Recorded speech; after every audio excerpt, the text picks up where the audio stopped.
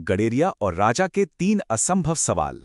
जरा सोचिए, एक राजा ऐसी घोषणा करे जिसने पूरे राज्य में खलबली मचा दी हो। या तो 100 सोने की मोहरें जीतो या फिर अपनी पूरी जिंदगी जेल में बिताओ। मतलब ये एक ऐसी पहेली थी जिसे सुलझाने की हिम्मत कोई नहीं कर पा रहा था। तो ये कहानी है एक ऐसे राजा की जिसे लगता था कि उससे ज्यादा बुद्धिमान और ज्ञानी तो कोई है ही नहीं। उसे अपनी इस बुद्धिमानी पर इतना घमंड था कि वो अक्सर पड़ोसी राज्यों के विद्वानों को बुलाता, उनसे मुश्किल सवाल पूछता और उन्हें हराकर बड़ा खुश होता था। तो इस शाही चुनौती का नतीजा सिर्फ 2 ही हो सकता था। या तो एक ऐसा शानदार इनाम जो किसी की भी जिंदगी बदल दे, या फिर एक ऐसी भयानक सजा जिसका डर सबको था। और सच कहूं तो इसी डर ने सबकी जुबान पर ताला लगा दिया था। तो आखिर वो सवाल थे क्या? वो सवाल जो इतने अजीब और मुश्किल थे। पहला, समुद्र में पानी की कुल बूंदें कितनी है? दूसरा, आकाश में कुल कितने तारे हैं? और तीसरा, अनंत काल यानी इटर्निटी का 1 सेकंड कितना लंबा होता है? इन सवालों ने वाकई पूरे राज्य को सोच में डाल दिया था।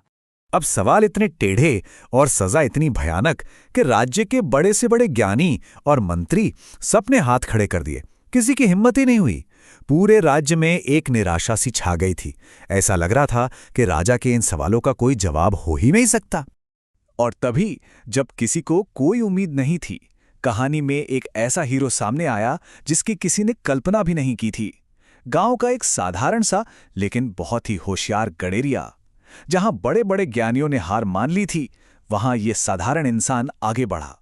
जब गडेरिया दरबार में पहुंचा तो राजा ने मुस्कुराते हुए पूछा, क्या तुम्हें पता भी है गलत जवाब की सजा क्या है? इस पर गडेरिये ने बड़े ही आत्मविश्वास से कहा, महाराज, मैं एक साधारण चरवाहा हूं, लेकिन मैं आपकी चुनौती स्वीकार करता हूं। ये सुनते ही पूरे दरबार की नजरें उसी पर टिक गईं। तो राजा ने अपनी चुनौती शुरू की और पहला और शायद सबसे मुश्किल सवाल पूछा, बताओ, समुद्र में पानी की कुल कितनी बूंदें हैं?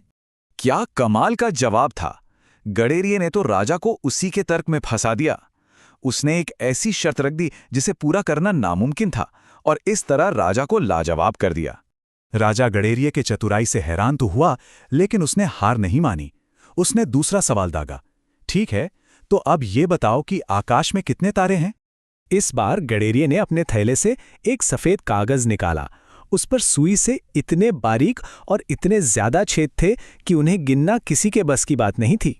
ये उसके अगले जवाब की तैयारी थी। उसने वो कागज राजा को देते हुए कहा, महाराज, इस कागज पर जितने छेद हैं, आसमान में ठीक उतने ही तारे हैं। देखिए, एक बार फिर उसने अपनी होशियारी से यह साबित कर दिया कि हर सवाल का जवाब सिर्फ नंबरों में नहीं होता। अब बारी थी राजा के आखिरी और सबसे गहरे सवाल की।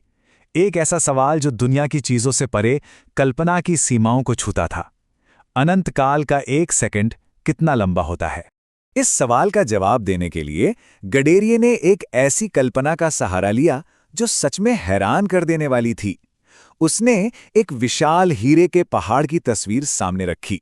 एक ऐसा पहाड़ जो मीलों ऊंचा, चौड़ा और गहरा था। गडेरिये ने समझाया, महाराज, हर 100 साल में एक नन्हा सा पक्षी उस विशाल हीरे के पहाड़ पर आता है और अपनी चोंच तेज करता है।